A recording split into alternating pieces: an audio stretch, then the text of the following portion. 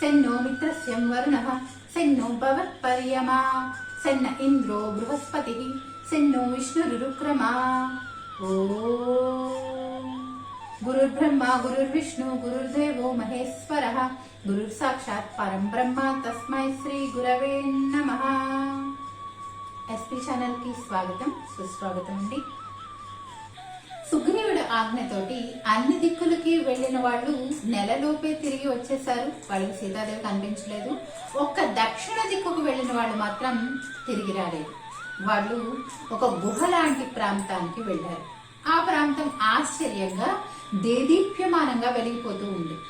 ఆ ప్రాంతంలో ఉన్నటువంటి ఆ గుహలో ఉన్నటువంటి ఒక స్త్రీని చూసి, ఒక తపస్విని చూసి, అమ్మా నువ్వెవరు, ఇదంతా ఏం మాయా అని అడుగుతారు. అడిగితే ఆమె ఈ విధంగా సమాధానం చెప్తోంది.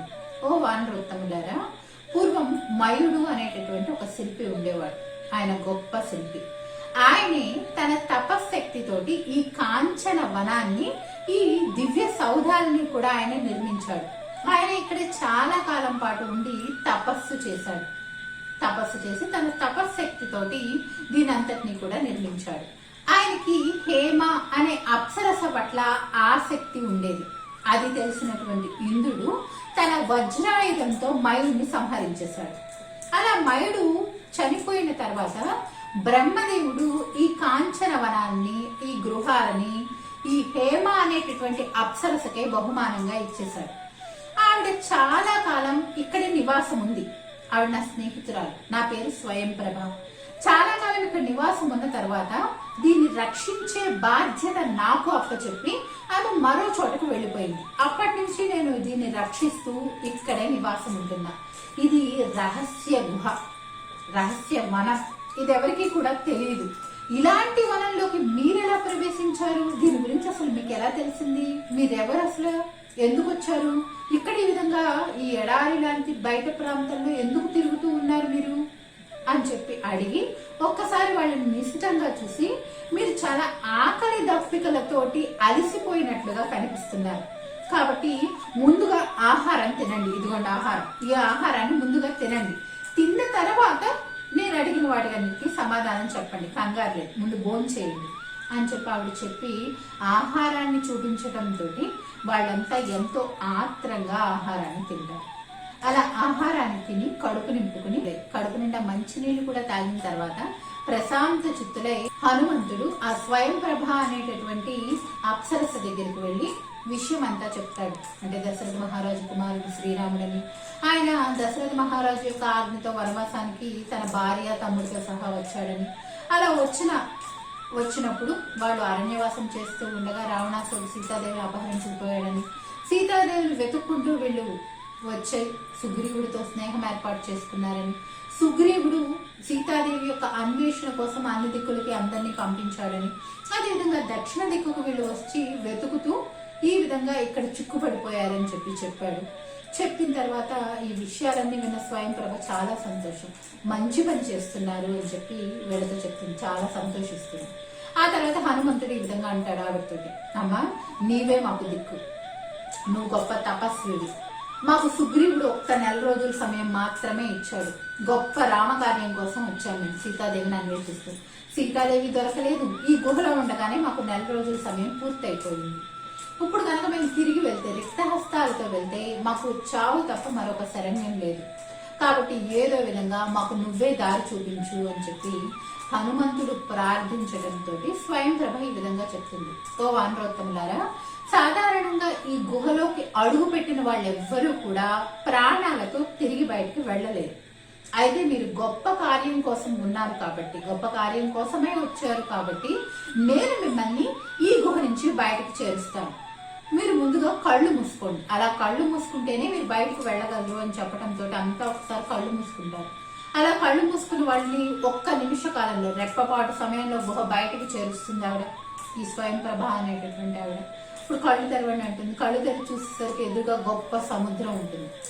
ఇటువైపుగా వెళ్ళండి నాయన అని చెప్పి మీకు శుభం జరుగుతుంది, తప్పక సీతాదేవి జాడ మీరు తెలుసుకుంటారు అని చెప్పి ఆవిడ మాయమైపోయి మళ్ళీ గుహలోకి వెళ్ళిపోతుంది. ఇప్పుడు ఎదురుగా వెళితే పెద్ద సముద్రమే ఉంది. అలలతో ఎగిసిపడుతూ ఉన్నటువంటి సముద్రాన్ని చూసినటువంటి వానరులందరికీ కూడా ఒక్కసారిగా నిరాశ నిస్పృహల ఆవరించాయి. ఇంతకు ముందు ఒకసారి వానర వీరులందరికీ కూడా నిరాశ నిస్పృహలు వస్తే అంగదుడు వాళ్ళని ప్రోత్సాహపరిచాడు కదా, ఇప్పుడు అంగదుడికి కూడా నిరాశ వచ్చేసింది. ఈ సముద్రము ఉవ్వెత్తున ఎగసిపడుతున్నటువంటి అలలు ఇంక ఎక్కడ వెతకాలి సీతాదేవిని? ఇప్పుడు గనక తిరిగి వెళ్తే మనకి మరణం తథ్యం. అక్కడికి వెళ్లి మరణించటం కన్నా ఇక్కడే మనం ప్రాయోపవేశం చేసి మరణించడం ఉత్తమం అని చెప్పి అంగదుడు బాధపడుతూ ఉంటాడు. మిగిలిన వానరులు కూడా అవును నిజమే, మనం వెళ్తే చావటమే తప్ప బతుకు మనకు ఉండదు, భార్యా పిల్లలతో మనం కలిసి ఉండలేము, ఇంకా అదేదో అక్కడికి వెళ్ళి చచ్చే బదులు ఇక్కడే చనిపోతే బాగుంటుంది అని చెప్పి కొంతమంది వానరులు అంటారు. ఇంకొంతమంది మనకి ఆలోచన తట్టలేదు, మనం గుహలో ఉండగానే 4 రోజుల సమయం పూర్తయిపోయింది కదా, అదేదో ఆ గుహలోనే ఉంటే కాస్త ఆహారం అన్నా దక్కేది, కనీసం ప్రాణాలతో అన్న ఆహారం తింటూ అక్కడే పడేడ్చేవాళ్ళం మనం అని చెప్పి అందరూ తలో మాట అనుకుంటూ ఉండగా హనుమంతుడు వచ్చి అందరికీ ధైర్యాన్ని చెప్తూ అంగదుడికి కూడా ధైర్యం చెప్తాడు. నాయనా అంగదా, నీవే ఈ విధంగా నిరుత్సాహపడిపోతే ఎలాగా? నువ్వు నాయకుడివి, నువ్వే ఉత్సాహపరచాలి. మేము నిరుత్సాహపడితే నువ్వు ఉత్సాహపరచాలి. అలాంటి నాయకుడివైన నీవే నిరుత్సాహపడుతున్నావు. మనం ఏదో విధంగా సీతాదేవి జాడ కనపెడదాం, నువ్వు కంగారు పడద్దు. మనం కనుక సీతాదేవి జాడ కనిపెట్టి తిరిగి వెళ్తే సుగ్రీవుడు మనల్ని ఏమీ చేయడు. పైగా సుగ్రీవుడికి పుత్ర సంతానం కూడా లేదు కదా, కాబట్టి నువ్వే తర్వాత కిష్కిందా నగరానికి రాజువి కూడా. అలాంటి నువ్వు ఇప్పుడు ఈ విధంగా నిరుత్సాహపడిపోవటం సబబైన కార్యం కాదు, పెద్దలు అంగీకరించేటటువంటి, పెద్దలు పొగిడేటటువంటి కార్యం కాదు. కాబట్టి ఉత్సాహాన్ని తెచ్చుకో, మనం సీతాన్వేషణకి పూనుకుందాము అని చెప్పి హనుమంతుడు ఎంతగా చెప్పినప్పటికీ కూడా అంగదుడికి ఇంకా ధైర్యం సరిపోక దర్భల్ని ఆసనంగా పేర్చుకుని సముద్ర తీరం దగ్గరే ప్రాయోపవేశానికి నిరాహార దీక్షకి కూర్చుంటాడు అంగదుడు. మిగిలిన వానరులు కూడా అంగదుడితో పాటే మేము కూడా ఇక్కడే నిరాహార దీక్ష చేసి ప్రాణాలను వదిలేస్తాము, అక్కడికి వెళ్లి చచ్చే బదులు ఇక్కడ చావటమే ఉత్తమం, కనీసం మనం బతుకున్నామన్నా అనుకుంటారు మన వాళ్ళు అనుకుని అంగదుడి వెనకాలే కూర్చుంటారు. అలా వాళ్ళు కూర్చుని ఉండటం, వాళ్ళలో వాళ్ళు మాట్లాడుకోవటం చూసి ప్రాయోపవేశం చేస్తాము, నిరాహార దీక్ష చచ్చిపోదాము అని మాట్లాడుకోవటం దగ్గరలోనే ఒక కొండ గుహలో ఉన్నటువంటి ఒక పక్షిరాజు ఒక అతను చూస్తాడు. అతని పేరు సంపాతి. అతడు జటాయువుకి అన్న. చూసి అతడు ఈ విధంగా అనుకుంటాడు, ఆ గుహలోంచి చూస్తూ అనుకుంటాడు, అబ్బా పూర్వజన్మలో మంచి పనులు చేస్తే, పుణ్యకార్యాలు చేస్తే భగవంతుడే వాళ్ళకి సహాయం అందిస్తాడు. ఇప్పుడు నాకు ఈ ముసలితనంలో వేట కోసం ఎక్కడికి ఆహారం కోసం వెళ్ళలేని స్థితిలో ఉన్న నాకు భగవంతుడు చూసావా నా దగ్గరికే ఆహారాన్ని పంపించాడు. వీళ్ళు ప్రాయోపవేశం చేసి చనిపోయిన తర్వాత చక్కగా వరుసగా ఒకళ్ళ తర్వాత ఒకళ్ళు నేను భక్షించేస్తా, కడుపు నిండా ఆరగించేస్తాను, ఆహారాన్ని ఆరగించేస్తా అని అనుకుంటూ ఉంటే ఆ మాటలు వీళ్ళు వింటారు.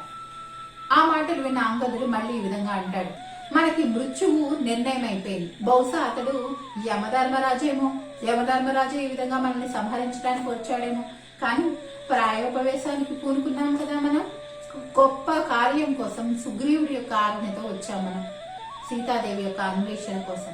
సుగ్రీవుడి మాట ప్రకారం వెళ్ళలేకపోయాం, సీతాదేవిని కూడా మనం ఎంత ప్రయత్నం చేసినా కూడా కనిపెట్టలేకపోయాం. ఎంతగా అడుగుల్ని మొత్తం సమస్త ప్రాంతాల్ని వెతికినప్పటికీ కూడా మనం సీతాదేవి యొక్క జాడని కనిపెట్టలేకపోయాం. రావణాసురుడు సీతాదేవిని అపహరించేటప్పుడు ఎదిరించి మరణించిన జటాయువే పుణ్యాత్ముడు. ఇప్పుడు అతనికి మనకిలాగా సుగ్రీవుడి యొక్క బాధ లేదు. పైగా యుద్ధం చేస్తూ, రావణుడితో యుద్ధం చేస్తూ గొప్ప కార్యం కోసం, సీతాదేవిని రక్షించడం కోసం మరణించాడు కదా, కాబట్టి వీరమరణం పొందాడు. ఉత్తమ లోకాలు కూడా అతనికి సంప్రాప్తించాయి. అతడే పుణ్యాత్ముడు. ఈ రామకార్యం మనం నెరవేర్చలేకపోయాం. సీతాదేవి జాడ ఏదో విధంగా తెలుస్తుంది. శ్రీరాముడి యొక్క చేతిలో సమస్త రాక్షసులు మరణించడం తథ్యం. ఈ దశరథ మహారాజు మరణించటం, శ్రీరాముడు వనవాసానికి రావటం, అలాగే రావణాసురుడు సీతాదేవిని అపహరించడం, జటాయువు మరణించడం, ఈ కార్యాలన్నీ కూడా వానరుల వినాశనం కోసమే వచ్చాయేమో, మనం ఇప్పుడు మరణించక తప్పదేమో అని చెప్పి వాళ్ళల్లో వాళ్ళు మాట్లాడుకుంటూ ఉండగా ఈ జటాయువు జటాయువు అనేటటువంటి మాటల్ని విన్నాడు సంపాతి. జటాయువు యొక్క అన్నగారు కదా సంపాతి. విని ఆశ్చర్యపోయాడు. ఆశ్చర్యపోయి వానరులతో మాట్లాడటం మొదలు పెట్టాడు. మరి ఏం మాట్లాడాడు, తర్వాత ఏం జరిగిందో మన తర్వాత భాగంగా తెలుసుకుందామండి.